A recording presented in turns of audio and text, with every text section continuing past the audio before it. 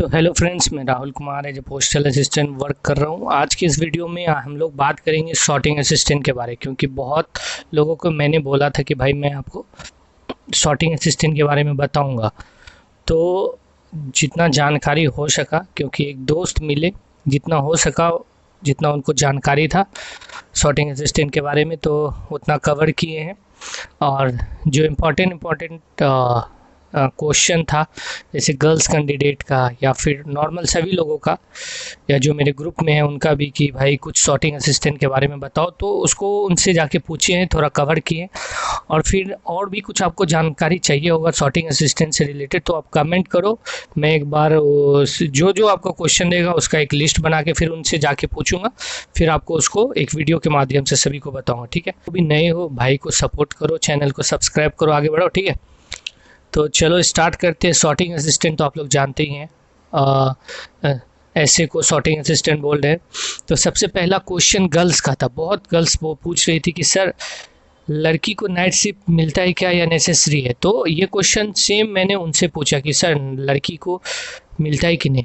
उनका यही कहना है कि लड़का लड़की इसमें कुछ भी नहीं है, सिर्फ हम सॉर्टिंग असिस्टेंट है, तो सॉर्टिंग असिस्टेंट को वो काम नाइट शिफ्ट करना ही पड़ेगा, चाहे कुछ भी हो जाए। ठीक है, कुछ इनका वो ड्रॉबैक्स बताएं, कुछ मेरिट भी बताएं, और लॉन्ग टर्म के लिए सही है या नहीं है वो भी बताएं। तो उसके बारे में बात करेंगे। सबसे पहले जो आप लोग पूछ रहे थे कि सेंट्रल सॉर्टिंग डिवीज़न कहाँ है, तो central sorting division Mumbai GPO के पास है, जहाँ मेरा ऑफिस है, क्योंकि वो आदमी सेंट्रल सॉर्टिंग में ही काम कर रहे हैं।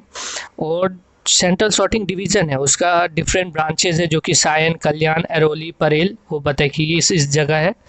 उसके बाद बहुत लोग ऐसा पूछे कि मुंबई आरएमएस कहाँ है, तो मुंबई आरएमएस भी मुंबई जीपीओ के पास ही है, बगल में बिल्डिंग है, तो उसमें भी है। उसमें जो एक आध ऑफिस है वो सीएसटी स्टेशन के पास है, और मुंबई जीपीओ में। कुछ लोग पूछे कि एयरमेल जो है एयरपोर्ट के पास है, एक वर्ली में एयरपोर्ट है, एक हमारे इधर है एयरपोर्ट, तो वहाँ पे एयरपोर्ट के पास है एयरमेल सॉर्टिंग। ठीक है, तो आप पूछ रहे हैं, आप बता रहे सबको कि वर्कलोड जैसा कि उनसे पूछे तो बोला देखो वर्कलोड मीडियम है, लेकिन हाँ इस बात का ध्यान रखना कि उनका कहना था कि जैसे पोस्टल असिस्टेंट को कभी कभी ऐसा हो सकता है कि कोई पर्व है आपके यहाँ स्टाफ ना आए, लेकिन ऐसा कभी कोई भी दिन नहीं हो सकता कि सॉर्टिंग असिस्टेंट बिना काम किए लौट सके। सॉर्टिंग असिस्टेंट को काम करना ही पड़ेगा, और काम रहता ही रहता है, मतलब काम रहता है। ठीक है, और मीडियम काम रहता है। और जो मेन चीज़ है जिसके लिए सब सॉर्टिंग असिस्टेंट चूज़ करना चाहते हैं, वो कि पढ़ाई के लिए टाइम मिलता है कि नहीं। तो उनसे हम ये भी पूछे कि क्या है आपका टाइमिंग। तो देखो टाइमिंग उनका क्या है कि जैसे उनका भी ये कहना है, जो जैसे हम लोग बात किए कि 13 डे वर्किंग होता है इन अ मंथ, तो वो हमको ब्रीफ में बताइए कि 13 डे वर्किंग कैसे होता है। कि जैसे कि आप अगर, जैसे हम लोगों का टोटल 26 डे वर्किंग होता है एक मंथ में, क्योंकि 4 संडे आता है। तो इनका क्या कहना था कि देखो मान लो जैसे हम लोग 12 घंटा का ड्यूटी करते हैं, ठीक है, तो 6 घंटा, जैसे 12 घंटा का आप ड्यूटी करोगे ना, तो एक ड्यूटी जो कंप्लीट होता है, यानी कि 1 डे का ड्यूटी होता है, वो 6 आवर का हो जाता है। ठीक है, अगर शिफ्ट वाला ड्यूटी होगा, जैसे कि आप मुंबई जीपीओ में भी हम आप सुनाए थे कि शिफ्ट वाला जो ड्यूटी होता है वो 8 से 2 और 2 से 8 वाला होता है। सेम वही ये बोल रहे थे कि हमारा जो ड्यूटी है, चूँकि 12 घंटे का ड्यूटी है, तो 12 घंटा का जो ड्यूटी है वो 2 दिन में काउंट हो जाता है, इसलिए हमको पूरे मंथ में 13 डे वर्किंग करना पड़ता है। तो 13 डे हम लोग फुल वर्क किए, तो उसको आप 2 दिन का एक दिन मानो, तो 26 डे हम लोग काम किए ही किए। तो वो ये बता रहे थे। अब छुट्टी का क्या कहानी है, जो मेरिट है वो सब अभी बता रहे हैं।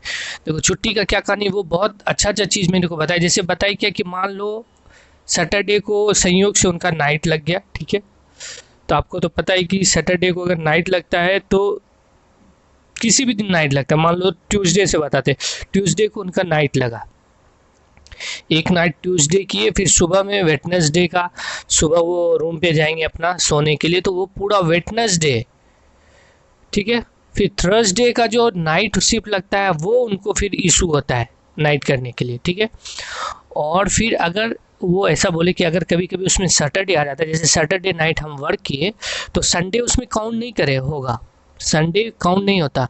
फिर काउंट क्या होगा कि मंडे और ट्यूसडे के इसमें नाइट को हम वर्क करने के लिए जाएंगे। तो यहाँ पे ये बोला कि यहाँ पे ये फ़ायदा हो जाता है।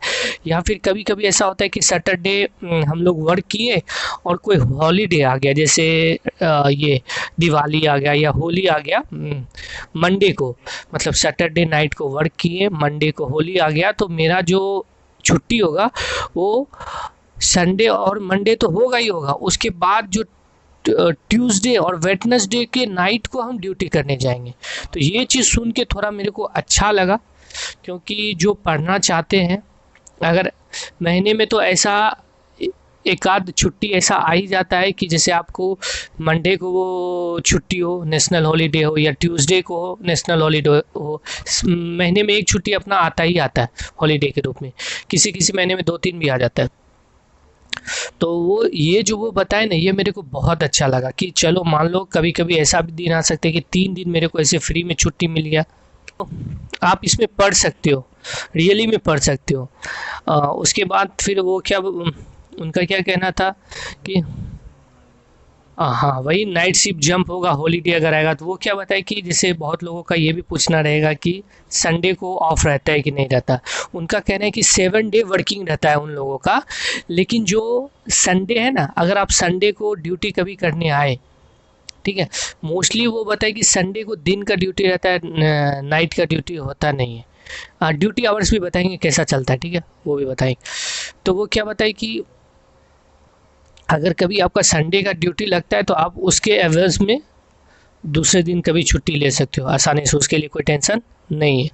आप उनसे उनका ड्यूटी आवर कैसे लगता है, तो देखो जो न्यू कैंडिडेट है या फिर जनरली लोगों को नाइट शिफ्ट ही लगाया जाता है, और जो HSG LSG ये सब रहते हैं वो सब डे वाले शिफ्ट में रहते हैं, ठीक है, 8 से 2 या ऐसे वाले शिफ्ट में, या कोई क्लोजिंग के लिए वो बोले थे कोई क्लोजिंग के लिए ऑफिस रहेगा तो वो उनका शिफ्ट, मतलब वो लोग रहते हैं हेड, हमारे जो हेड रहते हैं वो लोग रहते हैं। तो उनका कहना है कि देखो हमारा जो काम क्या है वो, जैसे सॉर्टिंग असिस्टेंट का 2 तरह का काम होता है। एक जो लेटर आता है कौन, पूरा महाराष्ट्र सर्कल में आप हो तो पूरा महाराष्ट्र सर्कल का आएगा। तो वो लेटर कब आएगा, वो बैग कब आएगा कि देखो जैसे मुंबई GPO है, मुंबई GPO का काम क्या है, कोई भी लेटर को बुक करना, तो बुक हो के फिर वो सॉर्टिंग असिस्टेंट के पास जाएगा। तो वो कब जाएगा, नाइट में ही जाएगा ना, क्योंकि हमारा जो ऑफिस है 10 से 6 चलता है, ठीक है। तो जो हम लोग लेटर बुक किए 2, ढाई 3 बजे तक में, वो फिर डिस्पैच होकर सॉर्टिंग असिस्टेंट के पास चल जाता है। ऐसे वो बता रहे थे, मतलब एक इन अ व्यू दे रहे थे मेरे को, इस तरह से सॉर्टिंग असिस्टेंट का काम होता है। और फिर जैसे वो ये भी बोले कि जैसे ऑल ओवर इंडिया का जो लेटर आता है, ठीक है, वो उसका काम दिन में होता है, क्योंकि वो लेटर मान लो ट्रेन से आया, फिर जो हमारा जो बता रहे हो RMS जो स्टेशन पे RMS वाला रहता है, तो उसका काम क्या रहता है, वो बैग रिसीव करता है।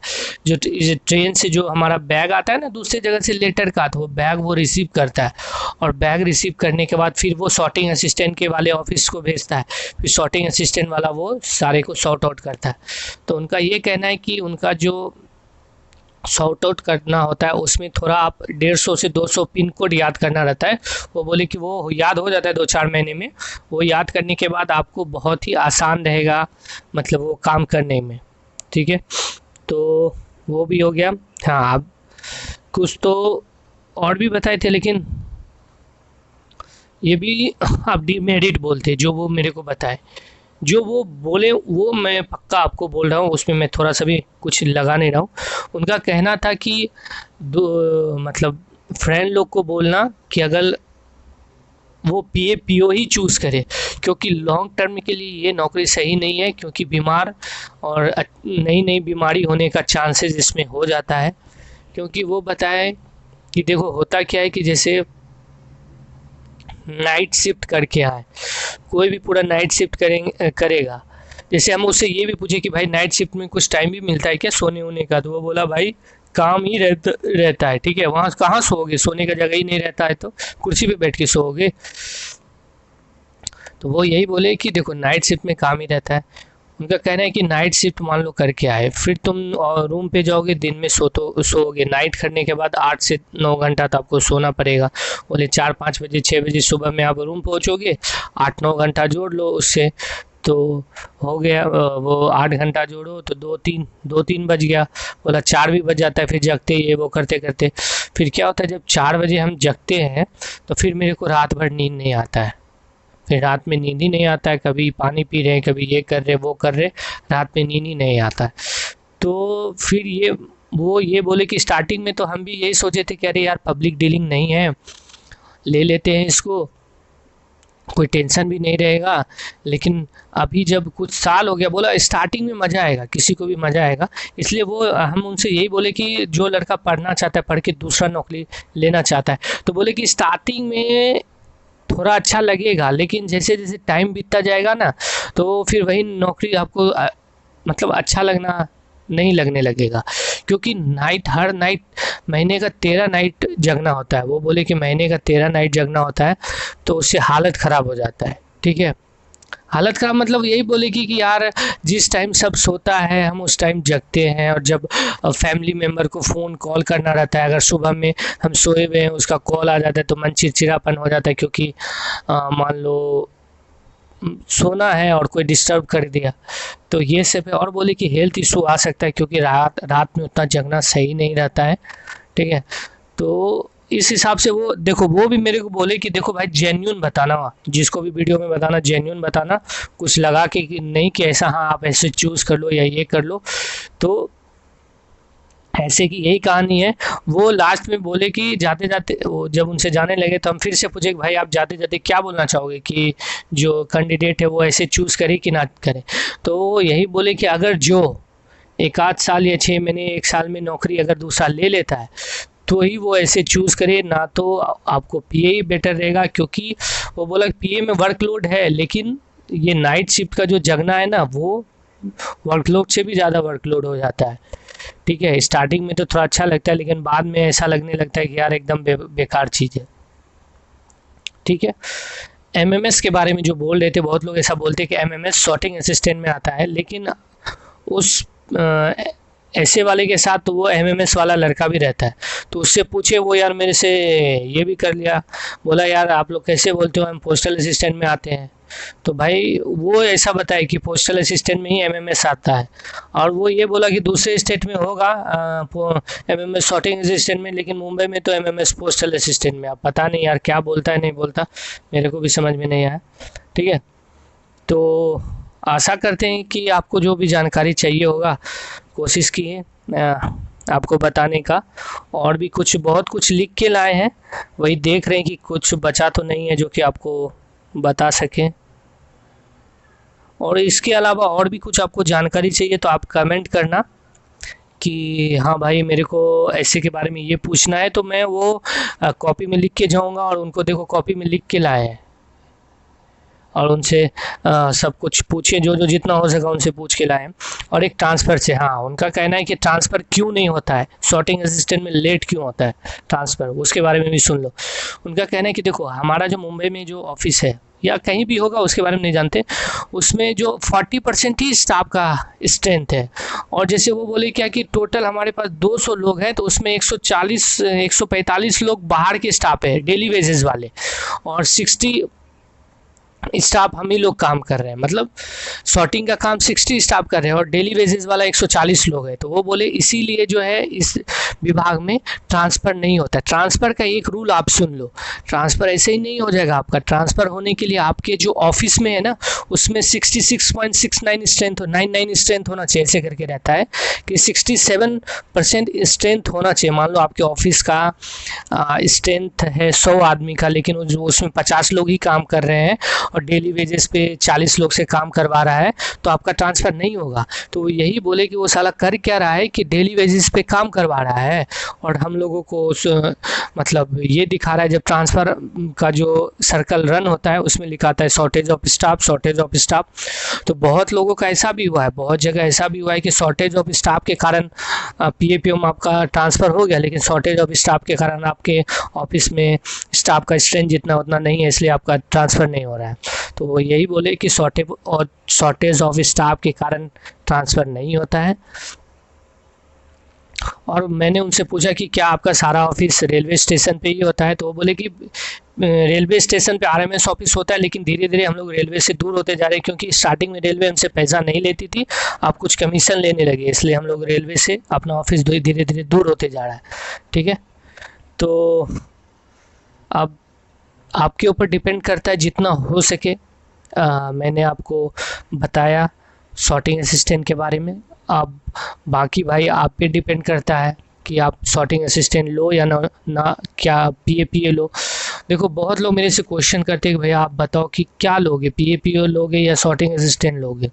तो देखो भाई मैं सिर्फ आपको मेरिट और डिमेरिट बता सकता हूँ, क्योंकि अगर बाद में आपने पीएपीओ चूज़ कर लिया और कोई आपको सॉर्टिंग असिस्टेंट का बहुत अच्छा ही बता रहा है कि अरे यार मज़ा आ रहा है, 3 दिन छुट्टी मिल गया, तो फिर आप मेरे को गाली दोगे फिर, या फिर आपको सॉर्टिंग असिस्टेंट आप चूज़ कर लिए मेरे बोलने पे और आप पीएपीओ वाला बोला अरे यार मज़ा आ रहा है, ऑफिस में वर्कलोड बहुत कम है, नॉर्मल है, जाते हैं ऑफिस आराम से आते हैं, रूम पे पढ़ने का बहुत टाइम मिल जाता है, नाइट शिफ्ट जगने का कुछ भी बात नहीं रहता और छुट्टी वुट्टी भी आराम से मिलता है। देखो सॉर्टिंग असिस्टेंट में भी बताते छुट्टी का कोई इशू नहीं है, वो भी बोले कि छुट्टी आराम से मिलता है और बहुत मज़े वाला छुट्टी मिलता है। कैसे मिलता है छुट्टी, देखो जैसे एक नाइट आप कर लिए, शनिवार का नाइट आप कर लिए, तो आपका छुट्टी कब तक रहा, संडे मंडे तो आपका छुट्टी रहा, और मंगलवार से आप छुट्टी पे ले लिए, तो 2 छुट्टी आपको ऐसे ही आराम से मिल गया।